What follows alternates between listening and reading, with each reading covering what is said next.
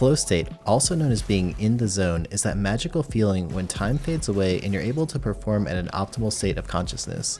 It's a state that's achieved most frequently when a high level of skill meets a high level of challenge. Imagine an NBA player seeking consecutive free throw attempts at a pivotal moment of a game, a snowboarder perfectly executing a 720 down a half pipe for a gold medal, a golfer shooting his or her personal best score on a final Sunday of a big tournament.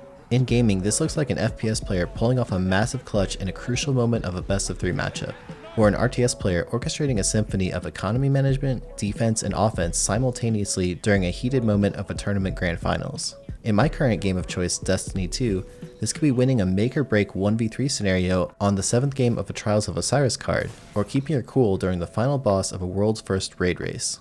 Kevin Maney, author of several books on achieving maximum performance, says, when someone is in a state of flow, that person's brain is not thinking about anything. It's just processing things through chunks at a total instinct level. Athletes in a state of flow describe knowing what will happen just before it does, knowing how a defender will react to a certain move an instant before doing it. Of course, if you know what will happen, you can succeed at doing it, so an athlete in flow has a standout game.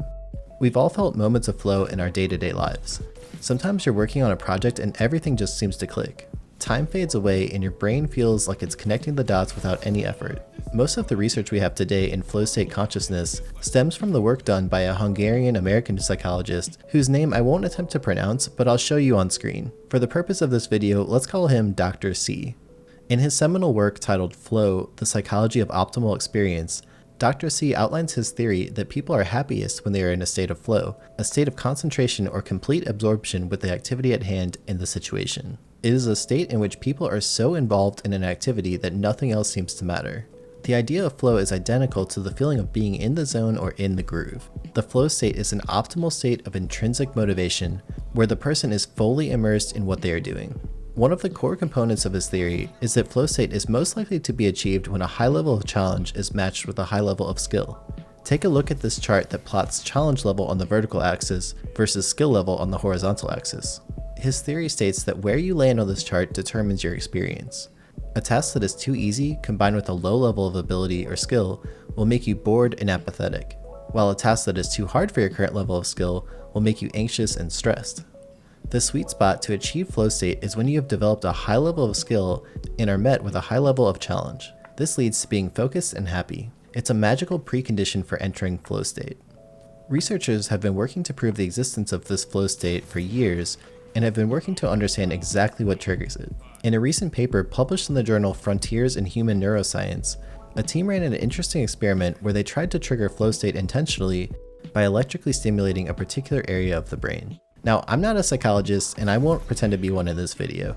Luckily though, one of my best friends since grade school just happens to have his PhD in neuropsychology and studies this field professionally, so I have to give a big thanks to him for helping me dig through this topic and putting together this video.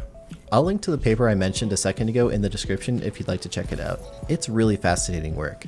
The too long didn't read version is that they split up participants into groups to test performance in both Tetris for untrained players and FPS games like CSGO and Battlefield for players with a lot of first-person shooter experience. Each participant was hooked up to a transcranial direct current stimulation device, or tDCS for short, which was connected to specific areas of the brain. Participants were then split into a stimulation group and a placebo group, where half of the players received true brain current stimulation and half were only hooked up to the machine and led to believe that their brain was being externally stimulated.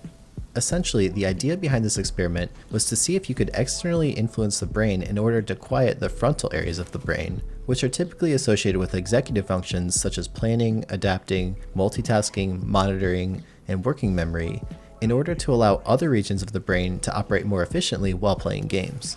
This executive function is responsible for decision making and planning for tasks like how to make a multi-course meal that has all the different courses finished at the exact same time. Cognitive flexibility is also a part of the executive function. In other words, being able to adapt what you're doing in a given scenario. For example, this might be quickly rerouting your driving navigation in your head if you encounter a traffic jam, or maybe going to a different grocery store with a new layout and finding all of the same items that are now in different locations. This part of our brain is essential for everyday living, and we'd be in big trouble without it.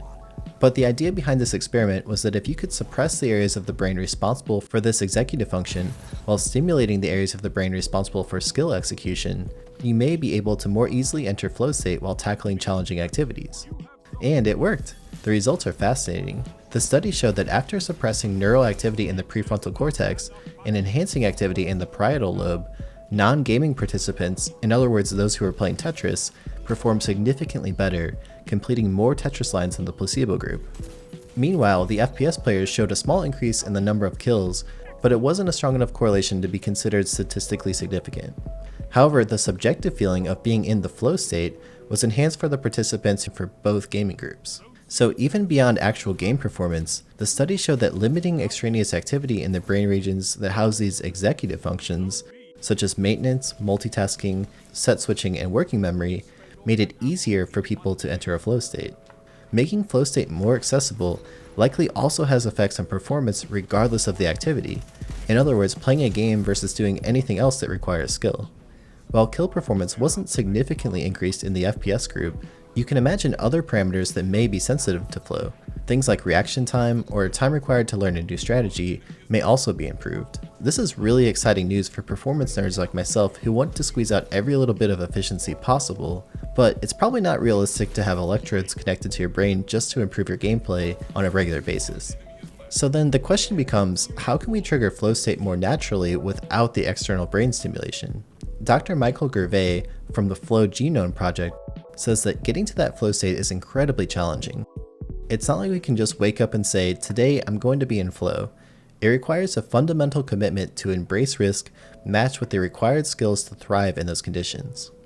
In order to regularly experience flow state, you need to have a growth-focused mindset and believe that you have the capacity to improve. This leads to having a more open mind about receiving accurate criticism and appraisal of your skills so you can improve even further. And with increased skill acquisition, you're able to take on tougher challenges, leading to a higher chance of getting into the flow state. This is why dropping your ego is a critical part of the path to regularly achieving the flow state. You need to become willing to accept feedback to grow your skills and abilities in your field of choice. It's clear to see why flow state is so commonly achieved by extreme sports athletes like snowboarders and skiers. The challenge presented by tackling a double black diamond downslope, mixed with the heightened level of adrenaline, forces your mind to put all of the energy into accomplishing the task at hand.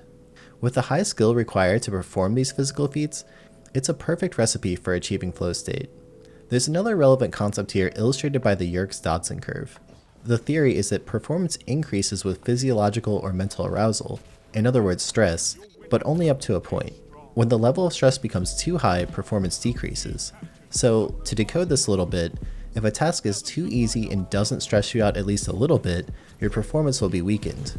At the same time though, if a challenge is too strong, you can become too anxious and stressed to perform at a high level. So to add to our previously mentioned theory from Dr. C relating challenge to skill level, we also need to keep in mind that increasing challenge to the point where it becomes overly stressful is likely not the best way to maximize our performance. Because of this connection, I believe that getting comfortable with increased challenge is an essential component of improving your likelihood of entering the flow state. You need to train the mindset of continuous improvement so that you build the confidence to take on more difficult situations and put in the training time required to grow your skill and meet the challenge. You need to trust yourself and your abilities. And you can earn the ability to trust yourself by doing hard things over a long period of time. There are two major psychological triggers that seem to lead to flow state. The first is having a balanced ratio of high skill to high challenge, as we mentioned earlier, and having the right challenge level so that it provides just enough stress to maximize performance. The other trigger is having complete concentration of the mind. This can be achieved through mindfulness practices like meditation. It's no surprise to me that renowned performance expert and author Tim Ferriss mentions in his book Tools of Titans that over 80% of the 100 plus high-performing individuals featured in the book have a regular meditation practice. This is a collection of some of the most successful people on the planet who certainly need to enter flow state on a regular basis in order to achieve greatness in their respective fields. I found in my own life that having a regular morning meditation practice sets the pace for the day and anecdotally seems to help me reach the flow state more often, especially when working on video projects like this one and playing games. There are a ton of great smartphone apps these days that are either free or cheap and can help you to create a regular meditation practice. One of my favorite ones lately is Oak. I'll link to it in the description for you to check out in case you're interested. The other major contributor to reaching flow state in my own experience seems to be the ability to completely focus on the task at hand. When I'm distracted by juggling many projects at once, or having concerns about various business tasks to take care of like paying bills or filing papers or responding to emails, I find it tremendously more difficult to achieve flow state. And it makes sense when you consider the experiment described in the initial section of this video. If the frontal parts of your brain, the parts that are responsible for planning and executive functions, are taking over control, it's going to be much more difficult to focus on deep work and skill execution. I think this is one of the reasons that I find it so difficult to perform well in games when I'm also live streaming on Twitch, compared to just playing in my off time. When your brain is focused on reading the live chat, responding to questions, managing the video and audio production elements of running a live broadcast, and also attempting to perform at a high level in the game, it's no wonder that the game performance is likely to take a hit and you're rarely going to feel in the zone. In fact, there's research to back up this claim. There's analysis indicating that the brain can only process somewhere around 110 bits of information per second, while decoding speech alone takes 60 bits per second. Now, whether these numbers are accurate or not, it's easy to understand why the brain would struggle to focus on skillful tasks while also trying to understand someone who's speaking to you. Have you ever noticed when you're driving along the highway and listening to music, and then all of a sudden you realize you need to find a particular turnoff point, you instinctively turn down the volume of whatever you're listening to? This can likely be explained by only having a particular amount of attentional bandwidth available and needing to shift some of that energy towards those executive functions like we mentioned earlier in the frontal parts of the brain. On the flip side, when you do reach flow state and all of your brain processing power is diverted to the task at hand, you can lose sense of time and perform some incredible feats. So take care of your responsibilities, homework, chores, and anything else that may stress you out before attempting to play games or sports at a high level, and I bet you'll perform much better. If you have a big test coming up or need to pay bills or haven't done your homework yet that's due soon, it can be a source of stress that takes up space in your subconscious mind and it won't allow you to fully focus on the task at hand. One of the biggest obstacles for getting into the groove for a particular task is overthinking. Certain activities like listening to music, podcast, or video in the background can help calm the brain regions that otherwise constantly daydream or think too hard about unimportant things. However, background information that includes dialogue can be harder to optimally tune out because it's easy to pay too much attention to it. Studies have shown that by inhibiting activity in a key area of your brain that controls conscious, effortful thought, specifically the dorsolateral prefrontal cortex, and enhancing activity in an area responsible for sustained attention, people enter flow or a groove more easily. Once this switch happens, it can have a snowball effect, as studies have shown that continued activation of brain regions may turn off or turn on other brain regions that can help or hurt the cause. In other words, if you begin a task with some focused attention, after a while your brain can actually enter a sort of sustained attention mode and enhances activity in other areas of the brain that can keep that focus going. The same can also be true on the other end. If you want to start something but you don't put that much effort into it, your brain will continue to engage the regions responsible for daydreaming and overthinking. This is also a good lesson in encouraging yourself to limit checking your phone or other distracting devices while you're trying to get into the flow state, because it re-engages the parts of your brain that may lead to daydreaming or drifting off into a 2-hour-long social media binge when you're really needed to focus on a project with a looming deadline, or you want to spend 100% of your focus on a high-stakes video game. So for a bottom line, when you're trying to get into the flow state for a project, a sport, or a game, spend at least 15 to 30 minutes without looking at your phone or checking any social media and see where it gets you. In addition to sharpening your mind directly, it also seems that having a healthy routine can lead to improved performance and likelihood of entering flow state. Taking time to exercise, get sunlight, meditate, practice mindfulness exercises, and eating healthy, nutritious meals can aid your brain in performing optimally. In Flow, the Psychology of Optimal Experience, Dr. C says that happiness does not depend on outside events, but rather how we interpret them. Happiness, in fact, is a condition that must be prepared for, cultivated, and defended privately by each person. People who learn to control inner experience will be able to determine the quality of their lives, which is as close as any of us can come to being happy. Therefore, happiness depends on inner harmony. The individuals who have inner harmony lead vigorous lives, are open to a variety of experiences, keep on learning until the day they die, and have strong ties and commitments to other people and to the environment in which they live.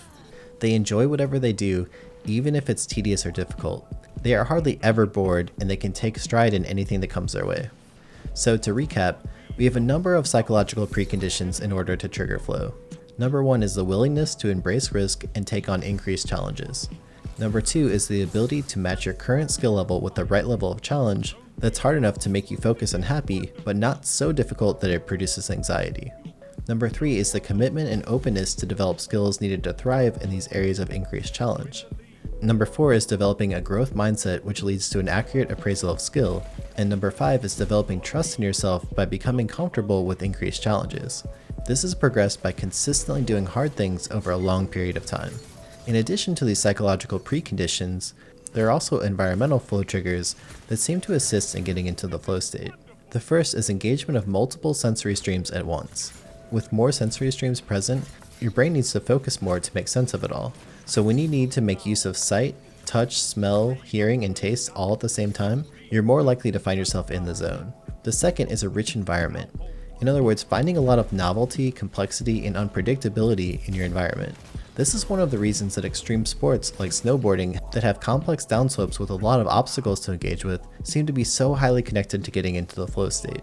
The third is high consequence. These could be mental, physical, social, or emotional risks.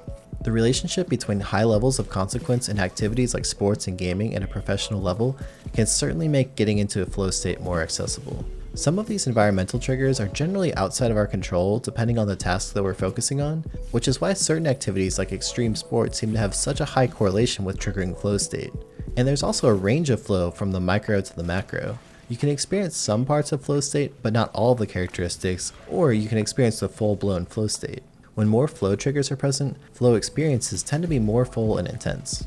So if your activity of choice doesn't tend to embody a lot of these natural flow triggers, you need to focus on maximizing your preconditions in order to achieve flow state, such as developing a high level of skill. For example, in FPS gaming, you can focus on skill development like map awareness, crosshair placement, pre-aiming, aim training, in-game multitasking, and game sense to become the most skilled player you can possibly be. This allows you to take on tougher challenges in the game and ultimately leads to a higher likelihood of matching high skill with high challenge and entering the flow state.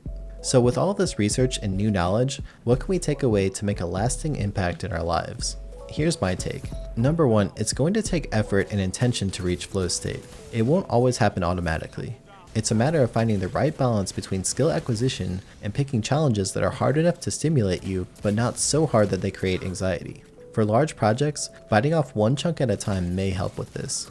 Number 2, to improve your odds of getting into the zone, do your best to eliminate distractions at least for a predetermined amount of time, let's say 15 to 30 minutes. Then repeat this as needed. Avoid social media and various notifications as much as possible while trying to get into the flow state. Perhaps even put your devices in Do Not Disturb mode for periods of time where you need to achieve maximum focus.